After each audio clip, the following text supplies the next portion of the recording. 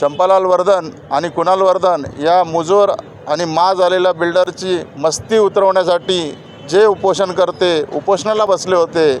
विलास पवार साहेब, नेटावटे साहेब आणि मोरे साहेब,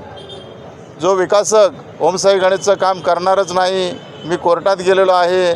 मी आदर्श प्रेरणाचं काम करणार नाही, माझा पोरगा करेल,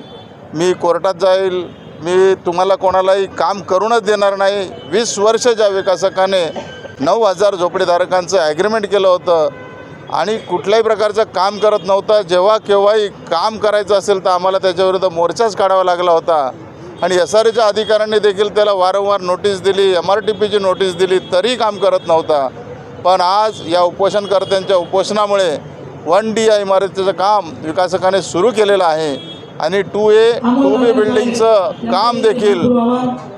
जे 31 चौरस फूट कमी केलेलं आहे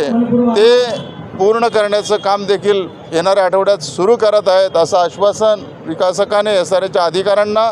आणि आमच्या कमिटीला देखील दिलेलं आहे.